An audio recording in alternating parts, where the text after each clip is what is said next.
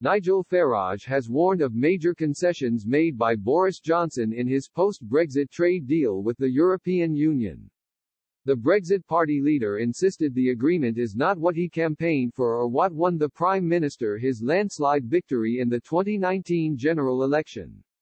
He highlighted areas he believes Mr. Johnson and his chief negotiator Lord Frost caved in to Brussels on, and branded the fishing terms rotten.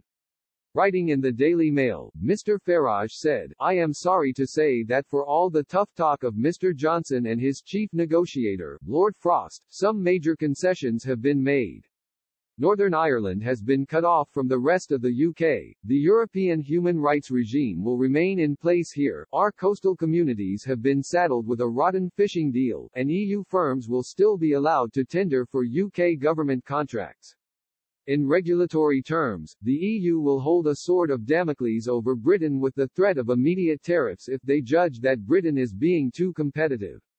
This is not what I campaigned for, and it most certainly is not what Boris Johnson's supporters voted for in the 2019 general election.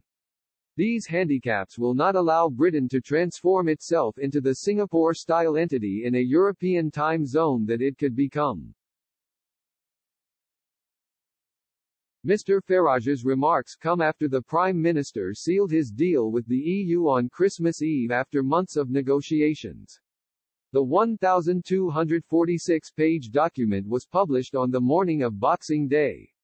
Speaking after the deal was announced on Thursday, Mr. Farage told Talk Radio, Boris Johnson and Michael Gove were the two senior Conservative politicians who, when the referendum came, albeit late in the day but that's not the point, had the guts to back Brexit, and thank goodness they did. So yes, Boris will be seen as the man that finished the job, perhaps not perfectly. He has done what he said he would do on the big picture. I suspect on some of the detail, such as will be back in charge of our fisheries, history may judge some of those aspects a little more harshly. But on the big stuff, the war is over. It has gone on for decades in this country. From the Maastricht Rebellion onwards, it has never, ever gone away. The fight over whether we should be part of the European structures or not. And now we are out, and arguably with a new treaty that is a bit closer to a partnership agreement. It is not perfect, but goodness me, it is still progress." The Brexit party leader added, "Hey, is the deal better than where we were 5 years ago? Yes, it is. Is it good enough to allow us to become Singapore, the really dynamic booming economy? No.